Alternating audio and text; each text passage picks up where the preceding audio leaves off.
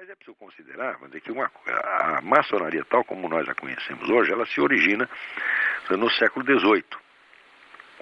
A partir da unificação de antigas iniciações de ofícios, sobretudo dos construtores medievais, que durante 1000 anos tinham funcionado perfeitamente bem dentro do contexto cristão e sem nenhum problema, tá certo? A encrenca começa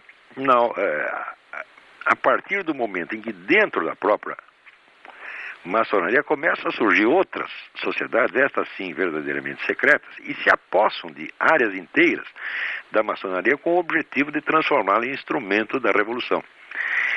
Isto é uma coisa que é bastante bem explicada num livro já clássico de um mestre maçom chamado John Robinson. O livro chama-se Proofs of a Conspiracy. O livro saiu no começo aqui da história republicana dos Estados Unidos, tá certo? E evidentemente, o livro foi bastante lido pelos maçons da época, inclusive o presidente George Washington, que, vendo então essa penetração das ideias revolucionárias na maçonaria, ele confirmou que aquilo existia e disse: eu espero que isso não se propague aqui nos Estados Unidos, porque era o que estava acontecendo mais na Europa, sobretudo na França. Então, quando você fala em maçonaria, você não pode falar de um negócio assim em bloco, né? Quer dizer, porque existem como é que se diz, camadas e camadas de complexidade nesse negócio. Mas em todo caso, o fato mesmo de que a maçonaria se origine nessas comunidades de ofício mostra que ela não tem uma inspiração originariamente anticristã, tá certo?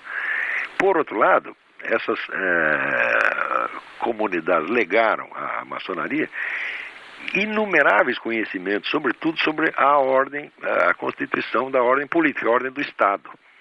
Não é isso? E esses conhecimentos, eles são realmente importantes para a administração do mundo. Então, como existia aquela distinção, vamos dizer, dos pequenos mistérios e grandes mistérios, os pequenos mistérios são aqueles que se referem aos conhecimentos de ordem cosmológica, a ordem do mundo, constituição do mundo, inclusive do mundo histórico, social, político, e por outro lado, os grandes mistérios que se referem, quer dizer, à ordem puramente espiritual, da imortalidade da alma, Deus, etc., parece que houve aí uma divisão de trabalho. Quer dizer, a maçonaria ficou com os pequenos mistérios, a igreja com os grandes mistérios. Não é preciso dizer que esse simples fato é causa de inumeráveis desequilíbrios. Quer dizer, que enquanto essas duas ordens de conhecimento não forem novamente articulados, a unidade espiritual do Ocidente não vai ser reconquistada. Tá certo? Pior ainda, que à medida que o tempo passa, aparecem, então, sociedades secretas dentro de sociedades secretas e conspirações dentro de conspirações, tornando tudo uma bagunça monumental. É evidente que as conspirações existem, mas também é tolo imaginar, como faz o seu Armindo Abreu, que certas sociedades secretas são controladoras do mundo. Ninguém controla o mundo, quer dizer, o pessoal disputa poder e faz confusão, entendeu? Pior ainda, quando os elementos causadores de uma situação contém um forte elemento secreto, tá certo?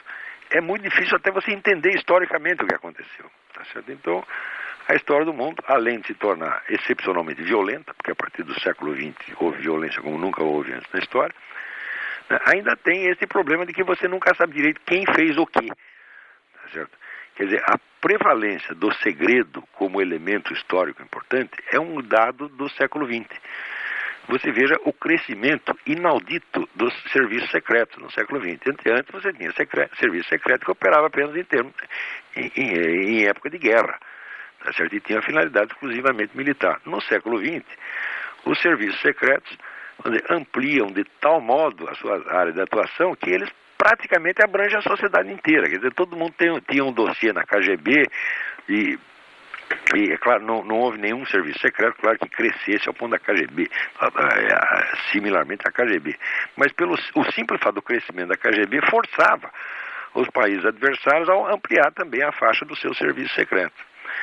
Por exemplo, toda a história do século XX, a história cultural do século XX, a história das letras, da arte, do cinema, não pode ser compreendida de maneira alguma sem você levar em conta as quantidades enormes de dinheiro que a KGB espalhou pelo mundo, dando para escritores, para artistas, para cineastas, etc, etc.